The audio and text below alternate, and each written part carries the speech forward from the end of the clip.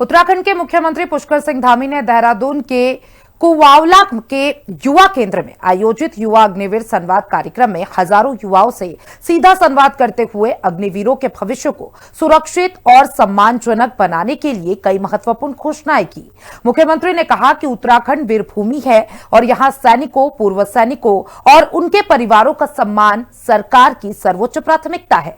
इसी सोच के अनुसार राज्य सरकार अग्निवीरों के लिए देश का पहला अग्निवीर रोजगार सेल स्थापित करेगी, जो उनके कौशल विकास, मार्गदर्शन, रोजगार और स्वरोजगार से जुड़े अवसरों का समन्वय करेगा। देहरादून में अग्निवीरों से संवाद, सीएम धामी की बड़ी घोषणाएं, रोजगार और पुनर्वास को मिलेगा नया आधार, देश का पहला अग्निवीर रोजगार सेल होगा स्थापित। माँ भवानी साथ माँ 147 हाथ माँ, संग माँ तैनात रहना दिन हो या रात माँ भवानी साथ माँ 147 हाथ माँ। मुख्यमंत्री पुष्कर सिंह धामी ने घोषणा की कि राज्य सरकार एक विशेष अग्निवीर रोजगार सेल का गठन करेगी। ये सेल सेना से सेवा मुक्त होने वाले अग्निवीरों को सरकारी और निजी क्षेत्रों में उपलब्ध रोजगार के अवसरों से जोड़ने का काम करेगा। हमारे जितने भी पैरामिलिट्री फोर्सेज हैं उनमें अग्निवीरों के लिए स्थान सुरक्षित कर दिया है। हमने भी राज्य के अंदर 10% का हमने आरक्षण भी सुनिश्चित कर दिया है और पुलिस विभाग है, हमारा फॉरेस्ट विभाग है, आपदा प्रबंधन विभाग है, अन्य विभाग जहां जहां भी संभावनाएं हो सकती हैं उन संभावनाओं के सारे जो द्वार हैं, सारी संभावनाएं हमने उसके लिए आगे बढ़ा दी हैं। तो उत्तराखंड का हर एक अग्निवीर अपने को ये न सोचे कि 4 साल बाद मैं क्या करूंगा, उसके लिए हमने सारी व्यवस्थाएं भी की हैं। और मैं आज ये भी कहना चाहता हूं आज के अवसर पर कि हम एक अग्निवीर के लिए विशेष रूप से एक सेल का गठन भी सबसे पहले उत्तराखंड में हम करने वाले हैं। और उस सेल को जहां हमारे कर्नल साहब अजय जी और हमारे मेजर जनरल साहब जो है गुलाब सिंह जी जैसे लोगों का हमको पूरा उसमें उस टीम का सहयोग मिलेगा। उन्हें करियर काउंसलिंग, कौशल विकास, प्रशिक्षण और स्वरोजगार से संबंधित आवश्यक मार्गदर्शन भी उपलब्ध कराया जाएगा। सरकार का उद्देश्य ये सुनिश्चित करना है कि राष्ट्र सेवा पूरी करने के बाद भी किसी अग्निवीर को रोजगार के लिए भटकना न पड़े और उनके अनुशासन, नेतृत्व क्षमता तथा अनुभव का उपयोग प्रदेश के विकास में प्रभावी ढंग से हो सके।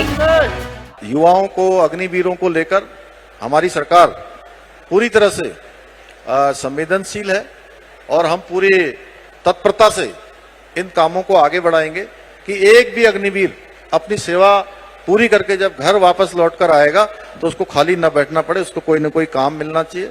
ये हमारी प्राथमिकता है, ये हमारा संकल्प है, क्योंकि ये देवभूमि के साथ साथ वीरभूमि भी है। इस वीरभूमि से देश की सेवा की रक्षा के लिए यहाँ के लोगों ने, यहाँ के हमारे रणबांकुरों ने, वीरों ने हमेशा बढ़ चढ़कर भाग लिया है।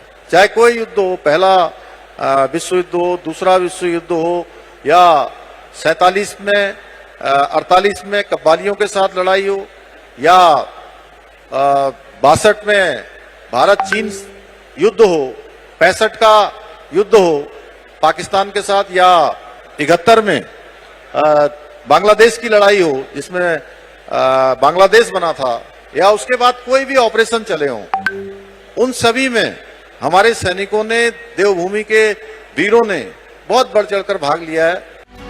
सरकारी सेवाओं में पहले ही 10% आरक्षण लागू। मुख्यमंत्री धामी ने कहा कि उत्तराखंड देश का पहला राज्य है जिसने अग्निवीरों के लिए पुलिस, वन विभाग और अन्य वर्दीधारी सरकारी सेवाओं में 10% क्षैतिज आरक्षण लागू किया है। उन्होंने कहा कि ये निर्णय उन युवाओं के सम्मान और सुरक्षा की दिशा में उठाया गया ऐतिहासिक कदम है जिन्होंने राष्ट्र की सेवा में अपना योगदान दिया है। सरकार का प्रयास है कि सेना से लौटने वाले प्रशिक्षित और अनुशासित युवाओं को राज्य की सुरक्षा व्यवस्था और प्रशासनिक तंत्र में प्रभावी भूमिका निभाने का अवसर मिले। मुख्यमंत्री धामी ने बताया किस तरह से उनकी सरकार पूर्व सैनिकों और उनके आश्रितों को सहायता दे रही है। हमारे राज्य के सैनिक जो अपनी शहादत देते थे, वीर गति को प्राप्त होते थे, उनके परिवार को मिलने वाली जो अनुग्रह राशि थी वो बहुत कम होती थी और उस राशि को हमने बढ़ाकर 10 लाख रुपए से 50 लाख रुपए करने का निर्णय लिया। आज सभी परिवारों को 50 लाख रुपए की धनराशि मिल रही है और राशि से हम किसी परिवार को उनका बेटा, उनका पति, उनके परिवार का सदस्य वापस नहीं कर सकते हैं, लेकिन केवल हम इतना है कि उनके साथ खड़े हो सकते हैं, उनकी सहायता में खड़े हो सकते हैं, उनको सहायता कर सकते हैं। इसलिए हमने निर्णय लिया था। इसके साथ साथ आश्रितों को, जो भी उनके परिवार के सदस्य हैं, उनको सरकारी सेवा में सेवायोजित करने का भी निर्णय लिया। सरकारी नौकरी में पहले आवेदन करने की जो सीमा होती थी वो 2 वर्ष होती थी, उसको हमने 2 वर्ष से बढ़ाकर 5 वर्ष करने का निर्णय लिया। होम स्टे योजना में भी मिलेगी अतिरिक्त सुविधा।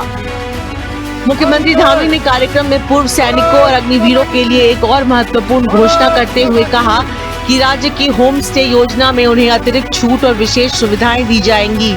इससे पहाड़ी क्षेत्रों में स्वरोजगार को बढ़ावा मिलेगा और सैन्य पृष्ठभूमि वाले परिवार पर्यटन आधारित आजीविका से जुड़ सकेंगे।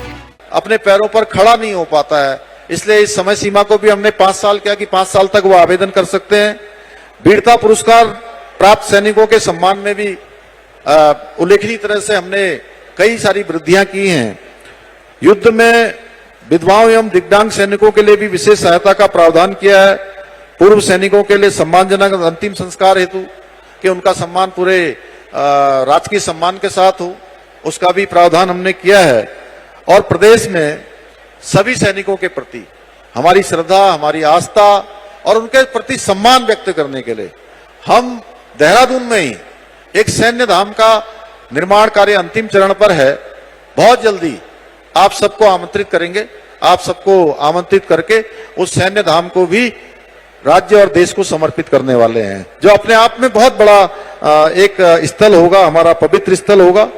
आज के इस अवसर पर मैं कुछ घोषणा भी करना चाहता हूं कि पर्यटन विभाग की जो होम स्टे योजना है, इसके अंतर्गत पूर्व सैनिकों तथा अग्निवीरों को होम स्टे स्थापित करने के लिए जो अनुदान मिलता है, उससे भी विशेष अनुदान इस पूर्व हमारे सैनिकों को और अग्निवीरों को दिया जाएगा।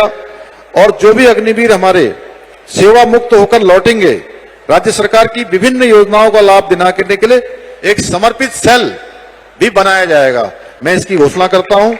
और सीमावर्ती गांवों में स्थानीय निवासियों, पूर्व सैनिकों एवं अग्निवीरों को स्वरोजगार से संबंधित अवस्थापना सुविधाएं विकसित करने हेतु विशेष अनुदान स्वीकृत किया जाएगा। युवाओं से सीधा संवाद, भविष्य की योजनाओं पर चर्चा। मुख्यमंत्री धामी ने कहा कि राज्य सरकार सैनिकों, पूर्व सैनिकों, अग्निवीरों और उनके परिवारों के सम्मान, सुरक्षा और कल्याण के लिए पूरी प्रतिबद्धता के साथ कार्य कर रही है।